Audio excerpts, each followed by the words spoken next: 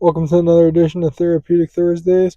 And today, one thing I want to talk about is the idea of addictions. And addictions are a very tricky beast when you're trying to tame it.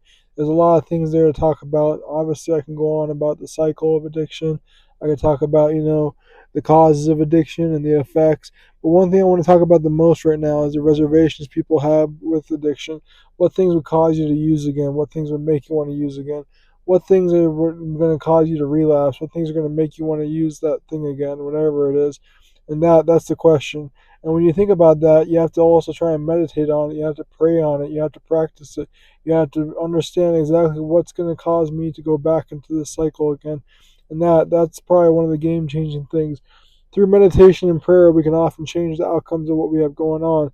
But when we don't take that time to actually practice those types of things, those coping skills, then we suddenly seem to kind of take steps backwards slowly. And so, one thing we can do is we can move forward, we can focus on what we got, and we can say, hey, right now I got this going for me. Even if this ends up happening, I can focus on the things I have going for me and remind myself, like, hey, this is going to be okay. Kind of using gratitude to undo the reservations, trying to be like, hey, I have this expectation of how this is going to play out, but the idea is that it's going to happen. So I have to understand that, like, it's going to happen and this is how I can play it out. I can be grateful for what I still have rather than focus on what I don't have.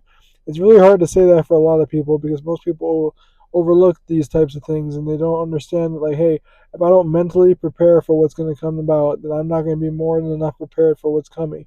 And so people don't know that life happens to all of us. We all have these things happen, and it's unfortunate, but it's true. And you almost have to be a little bit heartless at times to be able to make it through this.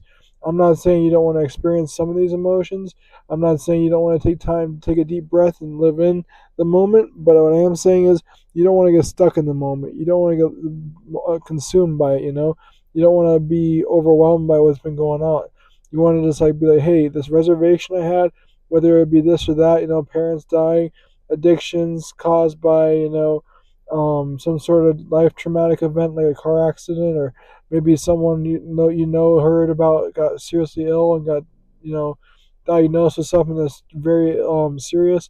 Maybe there's a, a serious housing situation you're dealing with and it's overcoming you. How do you prepare for that so you can make sure that when these things happen, you're prepared for that? And that's the key, is you have to be ultimately prepared for what the worst possible situation could be, and that way you can live out the best life you can and just keep focused on what you have going for you.